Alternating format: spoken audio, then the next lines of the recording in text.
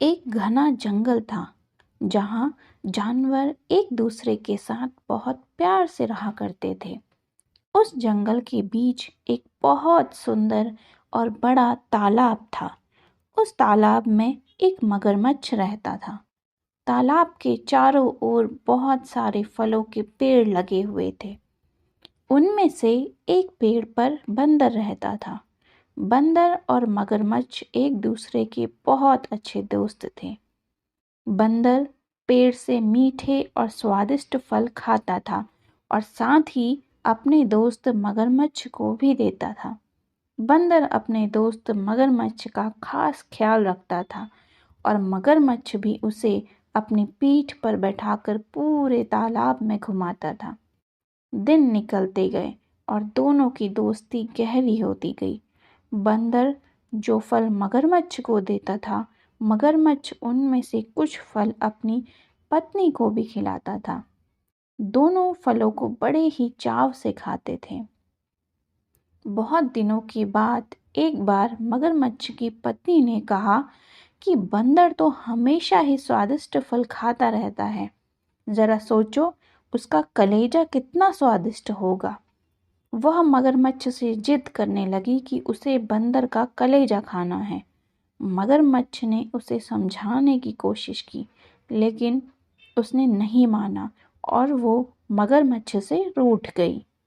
अब मगरमच्छ को ना चाहते हुए भी हाँ बोलना पड़ा। उसने कहा कि वो दूसरे दिन बंदर को अपनी गुफा में लेकर आ जाएगा, तब उसका कलेजा निकाल कर खा लेना। इसके बाद मगरमच्छ की पत्नी मान गई। हर दिन की तरह स्वादिष्ट फलों के साथ बंदर मगरमच्छ का इंतजार करने लगा। कुछ ही देर में मगरमच्छ भी आ गया और दोनों ने मिलकर फल खाए। मगरमच्छ बोला कि दोस्त, आज तुम्हारी भाभी तुमसे मिलना चाहती है। चलो, तालाब की दूसरी ओर मेरा घर है, आज वहां चलते हैं।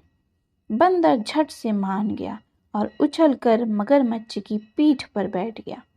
मगरमच्छ उसे लेकर अपनी गुफा की ओर बढ़ने लगा। जैसे ही दोनों तालाब के बीच पहुंचे, मगरमच्छ ने कहा कि मित्र, आज तुम्हारी भाभी की इच्छा है कि वो तुम्हारा कलेजा खाए। ऐसा कहकर उसने पूरी बात बताई। बात सुनकर बंदर कुछ सोचने लगा और बोला, मित्र, तुमने मुझे यह पहले क्यों नहीं बताया? मगरमच्छ ने पूछा, क्यों मित्र, क्या हो गया? बंदर बोला कि मैं अपना कलेजा तो पेड़ पर ही छोड़ आया हूँ। तुम मुझे वापस ले चलो तो मैं अपना कलेजा साथ में ले आऊँगा। मगरमच्छ बंदर की बातों में आ गया और वापस किनारे पर आ गया।